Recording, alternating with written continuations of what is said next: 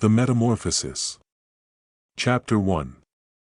When Gregor Samsa woke one morning from troubled dreams, he found himself transformed right there in his bed into some sort of monstrous insect.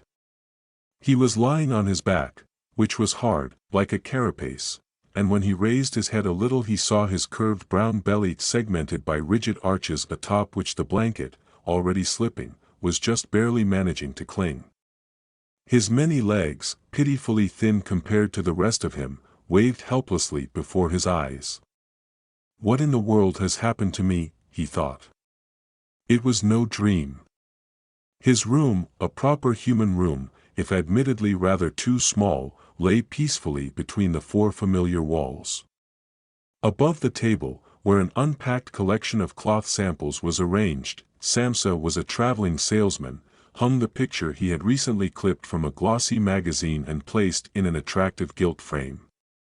This picture showed a lady in a fur hat and fur boa who sat erect, holding out to the viewer a heavy fur muff in which her entire forearm had vanished. Gregor's gaze then shifted to the window, where the bleak weather, raindrops could be heard striking the metal sill, made him feel quite melancholy. What if I just go back to sleep for a little while and forget all this foolishness, he thought, but this proved utterly impossible, for it was his habit to sleep on his right side, and in his present state he was unable to assume this position. No matter how forcefully he thrust himself onto his side, he kept rolling back.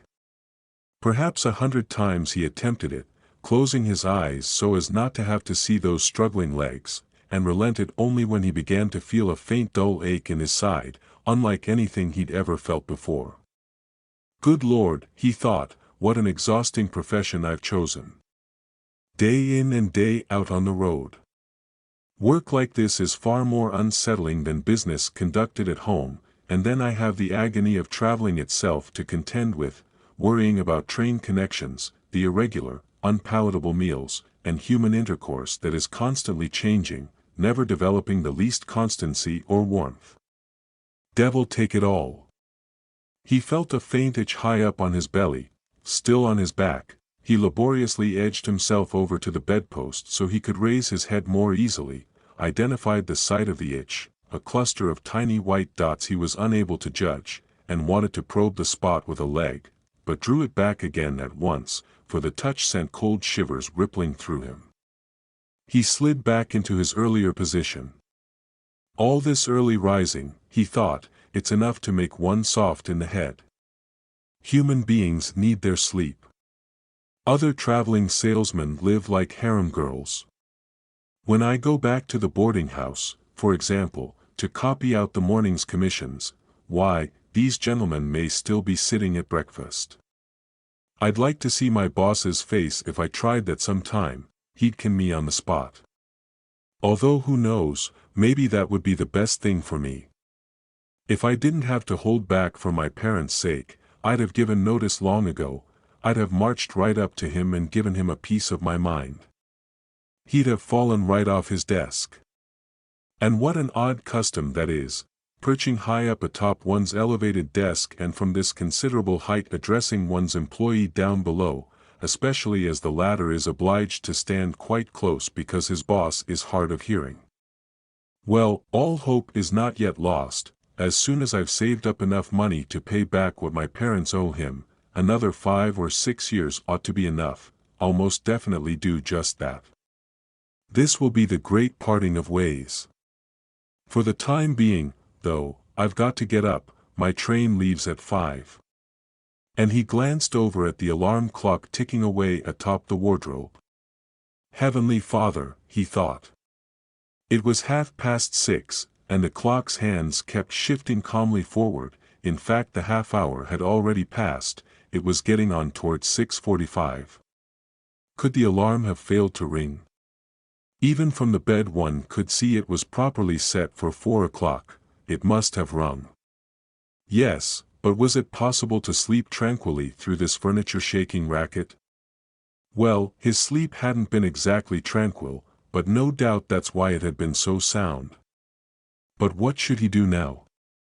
The next train was at 7 o'clock. To catch it, he would have to rush like a madman, and his sample case wasn't even packed yet, and he himself felt far from agile or alert.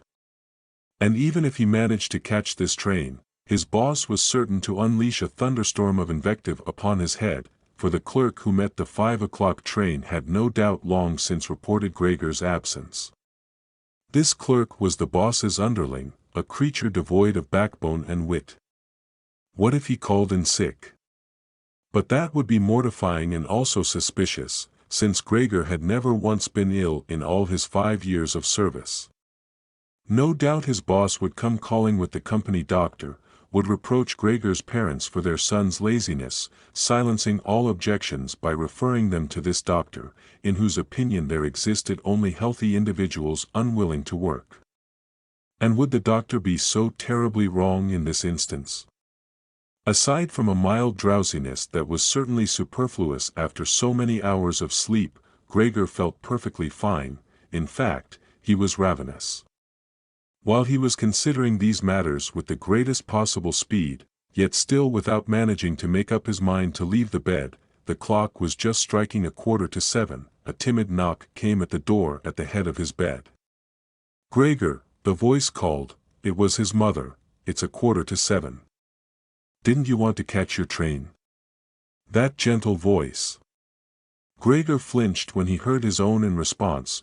It was unmistakably his old voice, but now it had been infiltrated as if from below by a tortured peeping sound that was impossible to suppress, leaving each word intact, comprehensible, but only for an instant before so completely annihilating it as it continued to reverberate that a person could not tell for sure whether his ears were deceiving him. Gregor had meant to give a proper response explaining everything, but under the circumstances he limited himself to saying, "Yes, thank you, Mother, I'm just getting up." Because of the wooden door, the change in Gregor's voice appeared not to be noticeable from the other side, for his mother was reassured by his response and shuffled off. But their brief conversation had alerted the other family members that Gregor was unexpectedly still at home, and already his father was knocking at one of the room's side doors, softly, but with his fist. "Gregor, Gregor," he called. "What's the problem?" And after a short while he repeated his question in a deeper register, "Gregor. Gregor." Meanwhile, at the other side door came his sister's faint lament, "Gregor. Are you unwell? Do you need anything?" "Just a second," Gregor answered in both directions at once, making an effort, by enunciating as clearly as possible and inserting long pauses between the individual words, to remove anything conspicuous from his voice. And in fact his father returned to his breakfast, but his sister whispered, "Gregor, open the door, I implore you." But Gregor had no intention of opening the door. He praised the cautious habit he had acquired while traveling of locking all his doors at night, even at home. First he would get up calmly and undisturbed, he would get dressed and above all have breakfast, and only then would he consider his next steps, for all these supine contemplations, he suddenly realized, would yield no useful results. He recalled often having felt mild aches and pains in bed, caused perhaps by lying in an awkward position, and this pain had then proven to be a figment of his imagination the moment he got up. He was curious to see how this morning's imaginings would gradually fade. The change in his voice was nothing more than the harbinger of a proper head cold, an occupational hazard among traveling salesmen. This he doubted not in the least. It was simple enough to rid himself of the blanket, he needed only puff himself up a bit, and it fell right off. But the rest proved difficult, not least because he was so exceedingly wide. He would have needed arms and hands to prop himself up, but instead all he had were these many little legs, variously in motion, that he was unable to control. If he tried to bend one leg, it would be the first to straighten, and when he finally succeeded in getting one leg to do his bidding, all the others went flailing about in an unnerving frenzy. Enough of this lying about uselessly in bed, Gregor said to himself. At first he tried to maneuver the lower part of his body out of the bed, but this lower part, which, by the way, he had not yet seen and couldn't properly imagine, proved too unwieldy. It all went so slowly, and when at last, half mad with impatience, he thrust himself recklessly forward with all his strength. It was in the wrong direction, and he slammed against the lower bedpost. The throbbing pain he felt instructed him that for now at least the lower part of his body was perhaps the most sensitive. So he decided to try leading instead with his upper body and carefully twisted his head toward the edge of the bed. This was easily accomplished, and in the end, despite his width and weight, the mass of his body slowly followed the turning of his head. But once his head was dangling in midair outside the bed, he was afraid to keep shifting forward like this, since if eventually he had to let himself fall in this position, it would be practically a miracle if his head escaped injury. And right now he had to keep his wits about him at all costs, even if it meant staying where he was. But when, sighing after redoubled efforts, he found himself lying there as before, watching his little legs engaged in their struggles, perhaps more flailingly now, and seeing no possible way to bring calm or order to this chaos, he told himself once more that he could not possibly remain lying here any longer and that the most sensible thing would be to sacrifice anything and everything as long as there remained even the slightest hope of liberating himself from the bed. Simultaneously, though, he continued to remind himself that calm consideration, indeed, the calmest consideration, was far preferable to resolutions seized on in despair. At such moments he fixed his eyes as sharply as possible on the window, but regrettably the view of the morning fog, which veiled even the far side of the narrow street, offered little by way of optimism and good spirits. 7 o'clock already, he said to himself as the clock struck once more, already 7 and still such dense fog. And for a little while he lay there quietly, his breathing shallow, in the expectation, perhaps, that this perfect silence might possibly restore the real and ordinary state of things. Then he said to himself, before it strikes 7:15, I must absolutely have gotten myself completely out of bed. Besides, by then someone will have come from the office to inquire after me, as the office opens before 7. And he now set himself to rocking his body out of the bed as evenly as possible along his entire length. If he allowed himself to fall from the bed like this, his head, which he intended to lift up cleanly as he fell, would in all likelihood remain unharmed. His back seemed to be hard, surely it would sustain no damage as he fell to the rug. His greatest concern was what to do about the loud crash that would clearly result, no doubt calling forth not terror perhaps but certainly alarm behind each door. Nonetheless it would have to be ventured. By the time Gregor was already protruding halfway out of bed, this new method was more a game than a struggle. All he had to do was keep rocking sideways a little at a time. It occurred to him how simple things would be if only someone came to his aid. 2 strong individuals, he was thinking of his father and the maidservant, would suffice. All they'd have to do was slip their arms beneath his curved back to scoop him out of bed, then crouch down with their burden and wait patiently for him to flip himself over onto the floor, where he hoped those tiny legs of his would take on some meaning. But even aside from the fact that the doors were locked, should he really call for help? Despite his distress, he couldn't help smiling at the thought. Already he'd reached the point where the vigorous rocking motion was making it almost impossible for him to keep his balance, and soon he would have to make up his mind and take the plunge, for 7:15 was only 5 minutes away, when the front doorbell rang. It's someone from the office, he said to himself and nearly froze while his little legs went on scrabbling all the more frenetically. For a moment all was still. They won't answer, Gregor said to himself, caught up in some deluded hope. But then of course, as always, the maid strode resolutely to the door and opened it. Gregor needed only hear the visitor's first words of greeting to know who it was, the general manager himself. Why was Gregor condemned to serve in a firm where even the most negligible falling short was enough to arouse the greatest possible suspicion? Was every last one of the firm's employees a scoundrel? Was there not a single loyal, devoted soul among them who would be driven mad by pangs of conscience should he fail to make the best possible use of even just a few morning hours for his employer's benefit, such that his guilt would render him virtually incapable of rising from his bed. Would it really not have sufficed to send an apprentice to inquire, if indeed such inquiries were necessary at all? Did the general manager have to come in person, and was it necessary to demonstrate to the entire innocent family that the investigation of this suspicious matter could be entrusted only to the general manager's sharp intellect? And more because of the agitation aroused in Gregor by this train of thought than because of some proper resolution on his part, he swung himself out of bed with all his might. There was a loud thud. You couldn't really call it a crash. The rug cushioned the impact a little, and since his back was more elastic than he'd thought, the resulting sound was muffled and not so obvious.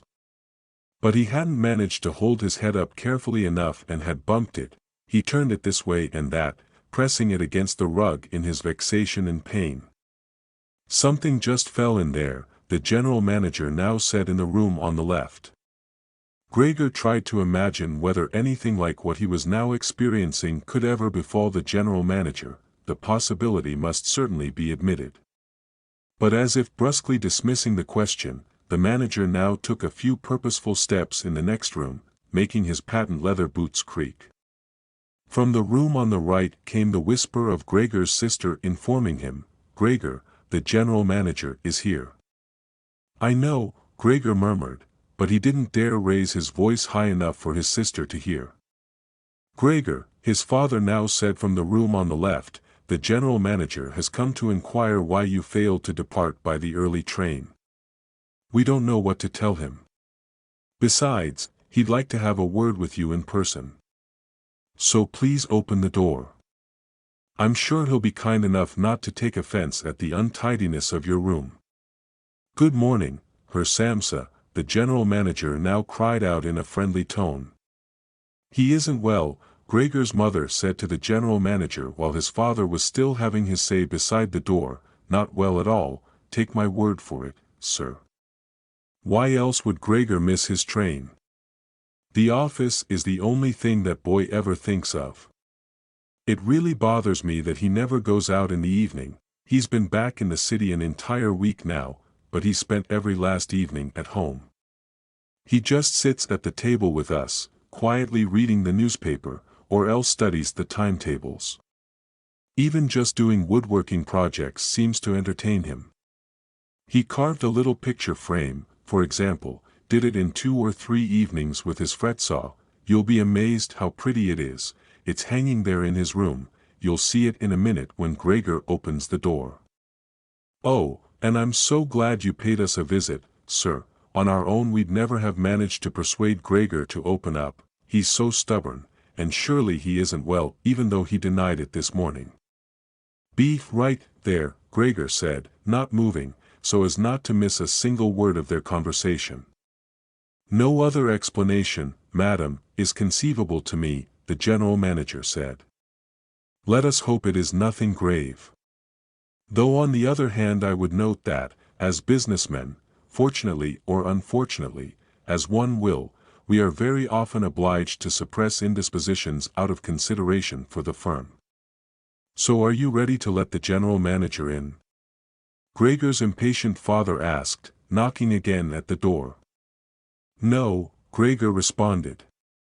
In the left-hand room horrified silence, while in the room on the right Gregor's sister began to sob. Why didn't his sister go to join the others?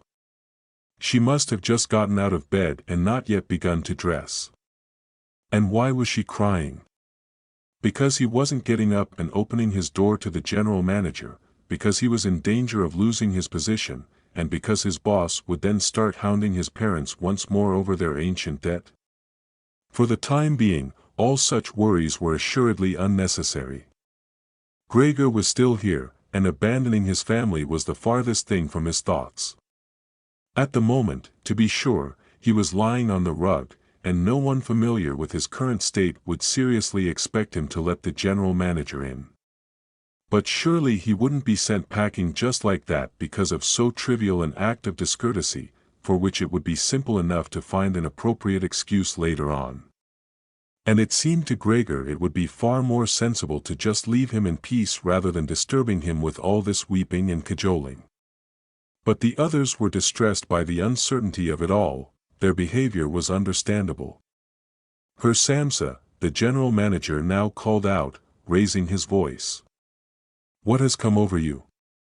You barricade yourself in your room, you reply to queries only with yes and no, you cause your parents onerous, unnecessary worries, and you are neglecting, let me permit myself to note, your professional responsibilities in a truly unprecedented manner.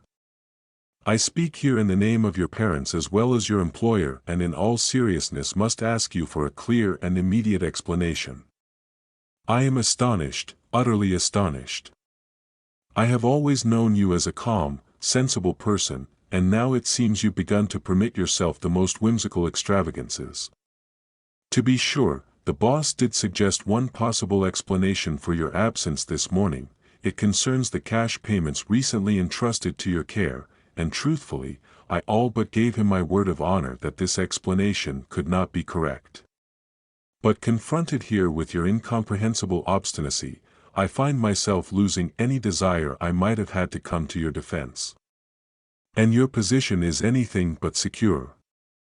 It was originally my intention to discuss all this with you in a private conversation, but since you compel me to waste my time here, I do not know why your esteemed parents should not hear of it as well. In short, your productivity of late has been highly unsatisfactory. Admittedly, this is not the best season for drumming up business, we do acknowledge this, but a season in which no business at all is drummed up is something that does not, and indeed may not exist, Herr Samsa. But sir, Gregor cried out, beside him. Self and forgetting all else in his agitation, I shall open the door at once, this very instant.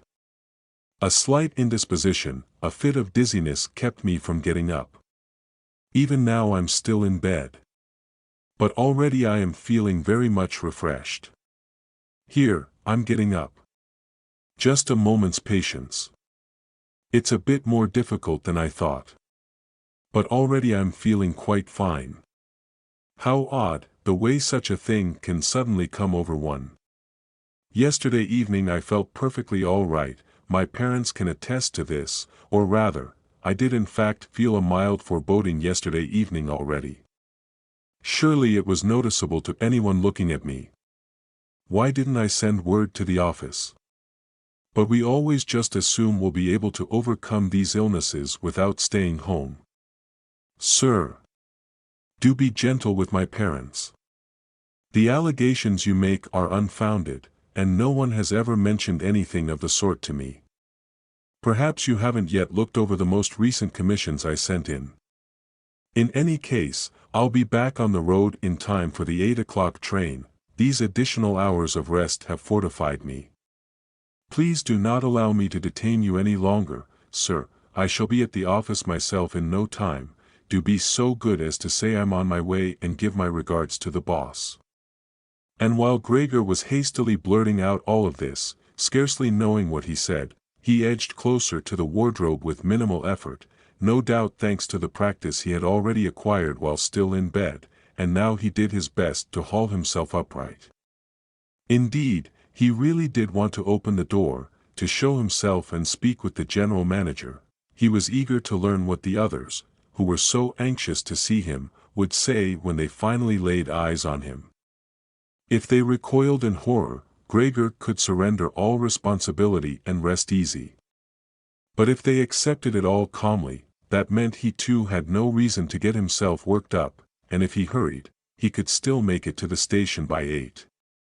At first he couldn't get a grip on the wardrobe's smooth surface, but finally he gave a great heave and found himself standing upright. He no longer paid any heed to the pain in his lower body, ache as it might. Now he let himself drop against the back of a nearby chair, clinging to its edges with his little legs. And having thus attained control over himself, he fell silent, for now he could listen to the general manager. Did you understand a single word? The manager was asking Gregor's parents. Surely he isn't trying to make fools of us. For heaven's sake, Gregor's mother cried, already weeping, he might be gravely ill, and here we are tormenting him. Greta! Greta, she cried out. Mother? Gregor's sister called from the other side. They were communicating through Gregor's room. You must go for the doctor at once. Gregor is ill. Quick, fetch the doctor. Did you hear him speaking just now? That was an animal's voice, the general manager said, speaking in noticeably subdued tones compared to the cries of Gregor's mother. Anna! Anna! The father shouted into the kitchen through the vestibule, clapping his hands. Run and fetch a locksmith, hurry. And already the two girls were racing through the vestibule, their skirts rustling. How had Gregor's sister possibly gotten dressed so quickly, and flung open the front door? There was no sound of the door closing again, no doubt they had left it standing open, as one sees with apartments in which a great calamity has occurred. But Gregor was far less troubled now. Even though the others were no longer able to understand his words, though they had seemed to him clear enough, clearer than in the past, perhaps because his ear had grown accustomed to their sound, they were now convinced that things were not right with him and were prepared to offer help. The confidence and conviction with which these first arrangements had been made comforted him. He felt drawn once more into the circle of humankind and was expecting both the doctor and the locksmith, without properly differentiating between the two, to perform magnificent, astounding feats.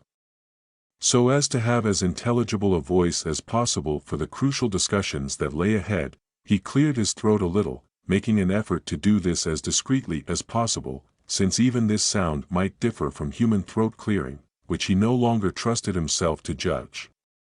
In the next room, meanwhile, all was quiet. Perhaps his parents sat whispering at the table with the general manager, or perhaps all of them were leaning against the door, listening. Gregor slowly pushed himself over to the door using the armchair, then let go and allowed himself to fall against the door, propping himself upright. The pads of his little legs turned out to be slightly sticky, and there he rested briefly from his exertions. Then he set about turning the key in the lock using his mouth.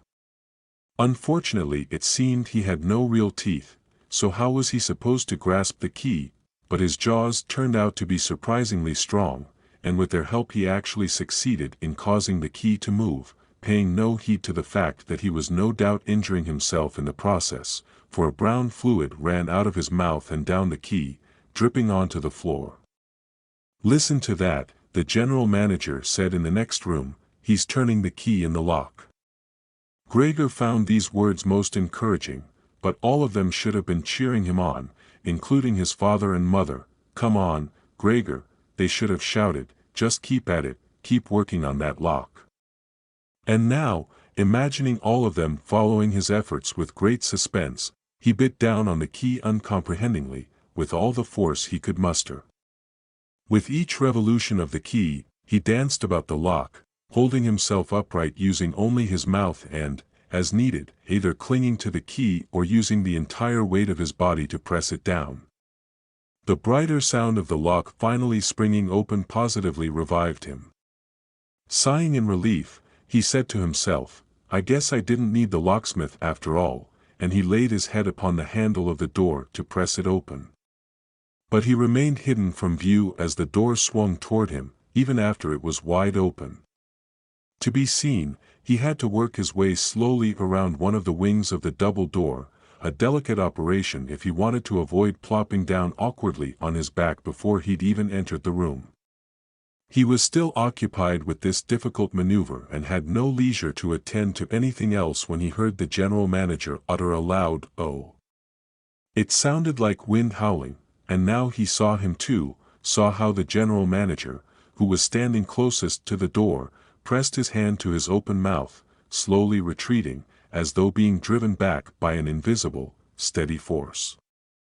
Gregor's mother, who despite the general manager's presence stood with her hair still undone from the night, wildly bristling, first looked over at his father, her hands clasped, then took 2 steps in Gregor's direction before falling down in the midst of all her billowing skirts, her face vanishing completely where it sank to her bosom. Gregor's father clenched his fist with a hostile grimace, as if he intended to thrust Gregor back into his room, then glanced uncertainly about the living room, shaded his eyes with his hands, and wept until his mighty chest shook. Gregor made no move to enter the room. Instead he leaned from the inside against the wing of the door that was bolted fast, so that only half his body and the head inclined sideways above it could be seen as he peered across at the others. Meanwhile it had grown much lighter out. On the far side of the street, a section of the infinitely long, dark gray building opposite, a hospital, came into view with its regular windows punched into the facade. Rain was still falling, but only in large drops that were separately visible and seemed to have been hurled one by one to the ground. An inordinate number of breakfast dishes crowded the table, for Gregor's father considered breakfast the most important meal of the day and would drag it out for hours reading various newspapers. Straight ahead, on the opposite wall, hung a photograph of Gregor from his time in the military, showing him as a second lieutenant whose carefree smile as he rested his hand on his dagger commanded respect for his bearing and his uniform. The door to the vestibule was open, and since the front door was open as well, one could see all the way out to the landing and the head of the stairs leading down. "Well," Gregor said, quite conscious of the fact that he was the only one who had retained his composure, "I shall get dressed at once, pack up my samples and be on my way. As for the rest of you, are you prepared to let me do so?"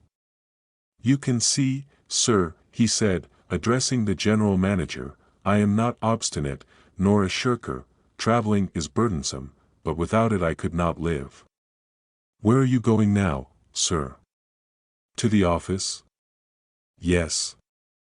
"Will you report all these things truthfully?" "A person can be incapable of working at the moment, but this is precisely the right time to recall his earlier accomplishments and consider that he will later, once the hindrance has been overcome, work all the more industriously and with greater focus. I am so dreadfully indebted to the boss, surely you're aware of this. On the other hand, I have my parents and sister to think of. Truly I'm in a bind, but I shall work my way out of it. Don't make things more difficult for me than they already are. Take my side at the office. No one loves us drummers, I know. Everyone thinks the salesmen rake in a king's ransom while enjoying life's pleasures. And there's never any particular cause to reconsider this prejudice. But you, sir, have a far better grasp of the general circumstances than the rest of the staff, better even, if I may speak confidentially, than the boss himself, who in his role as business man can easily err in his opinion to an employee's disadvantage. And you no doubt know quite well that a drummer, who spends almost the entire year away from the office, can easily become the victim of gossip, happenstance and groundless complaints against which he cannot possibly defend himself, as he usually never even learns of them, or only when he has completed one of his journeys, exhausted, and then back at home is forced to observe the dire physical effects of causes that can no longer be identified. Please, sir, do not leave without saying something to show you agree with me at least to some small extent." But the general manager had already turned away as soon as Gregor began to speak, and merely glanced back at him over a hunched shoulder, his mouth contorted. And during Gregor's speech he did not stand still for a moment but instead continued to retreat, not letting Gregor out of his sight, in the direction of the door, but only gradually, as though it were secretly prohibited to exit this room. Already he was in the vestibule, and to judge by the abrupt motion with which he withdrew his foot from the living room for the last time, one might have supposed he'd just burned it. Having reached the vestibule, however, he stretched out his right hand, gesturing broadly in the direction of the stairs, as if some all but supernatural salvation awaited him there. Gregor realized he could not possibly allow the general manager to depart in his present frame of mind if his own position at the firm was not to be put in the gravest jeopardy. His parents didn't fully comprehend his situation. Over these long years they had formed the conviction that Gregor was provided for in this office for life, and besides they were so preoccupied with their present worries that they were bereft of all foresight. But Gregor had this foresight. The general manager would have to be detained, reasoned with, convinced and finally won over. After all, Gregor's future and that of his family depended on it. If only his sister were here. She was clever. She had already begun to weep while Gregor was still lying quietly on his back. And surely the general manager, ever the ladies' man, would have let himself be assuaged by her. She would have closed the front door of the apartment and talked him out of his fear in the vestibule. But his sister was not there, so Gregor himself would have to act.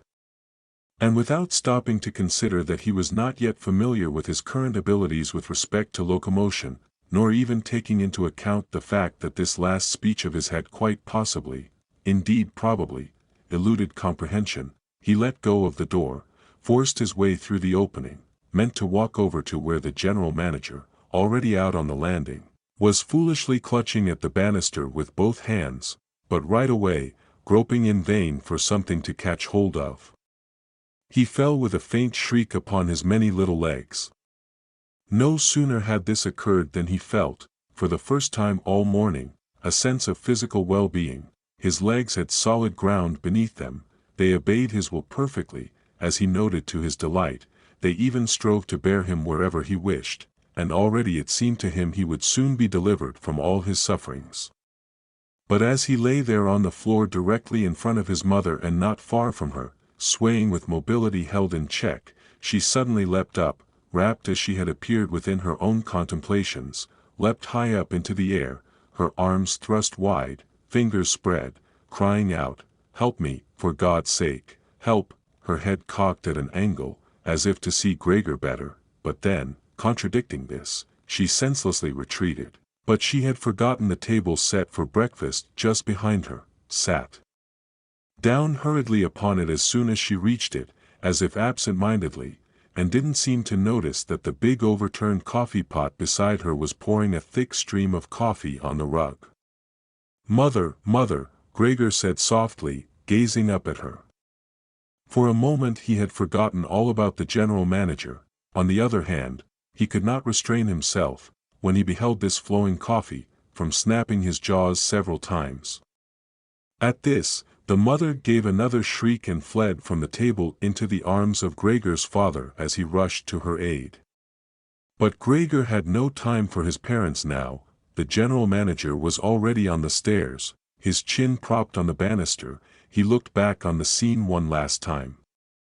Gregor was just preparing to dash after him to be sure of catching up with him, but the manager must have sensed something, for he leapt down several steps at once and vanished, and the cry of horror he gave as he fled resounded through the stairwell. Unfortunately the manager's flight now appeared to utterly discombobulate Gregor's father, who up till then had been relatively composed, for instead of running after the manager himself or at least not hindering Gregor in his own pursuit, he seized the manager's walking stick in one hand. It had been left lying on an armchair along with his overcoat and hat, with the other took up a large newspaper from the table, and set about driving Gregor back into his room with a great stamping of feet, brandishing both newspaper and stick. All Gregor's entreaties were in vain, nor were they even understood, for as submissively as he might swivel his head, his father only stamped his feet all the more ferociously. Across the room, his mother had flung open a window despite the chilly weather, and, leaning out, she pressed her face into her hands far outside the window frame. Between street and stairwell, a powerful draught arose, the window curtains flew into the air, the newspapers on the table rustled, and a few pages scudded across the floor. Inexorably Gregor's father drove him backward, uttering hissing sounds like a wild man. But Gregor had no practice at all in reverse locomotion, and his progress was very slow. If only he'd been permitted to turn around, he'd have been back in his room at once, but he was afraid of provoking his father's fury with this time-consuming maneuver, and at any moment a fatal blow from the stick in his father's hand might come crashing down on his back or head. In the end, though, he had no alternative. Horrified, he realized he was incapable of controlling his direction, and so he began, with constant anxious glances back at his father, to turn around as quickly as he could, which in fact was rather slowly. Perhaps his father discerned his good intentions, for he did not hinder him in this operation but instead even guided his rotation here and there from a distance, using the tip of his stick. If only his father were not making that unbearable hissing noise. It made Gregor lose his head completely. He had already turned almost all the way around when, still with this hissing in his ear, he became confused and started turning back in the wrong direction. But when finally he succeeded in positioning his head in front of the doorway, it turned out that his body was too wide to fit through the opening. And of course in his father's current state it could not possibly have occurred to him to open the door's other wing to create an adequate passage. He was fixated on the notion that Gregor must disappear into his room as quickly as possible. Never would he have tolerated the complicated preparations necessary for Gregor to prop himself up so as possibly to pass through the door in an upright position. Instead, as though there were no obstacle at all, he now drove Gregor before him, raising a great din. What Gregor heard at his back no longer resembled the voice of merely a single father, it was do or die, and Gregor thrust himself, come what would, into the doorway. One side of his body tilted up, rising at an angle as he pressed forward, scraping his one flank raw and leaving ugly stains behind on the white door, and soon he was wedged tight, unable to move on his own. On one side, his little legs dangled trembling in midair, while on the other they were crushed painfully beneath him. Then his father administered a powerful shove from behind, a genuinely liberating thrust that sent him flying, bleeding profusely, into the far reaches of his room. The door was banged shut with the stick, and then at last all was still.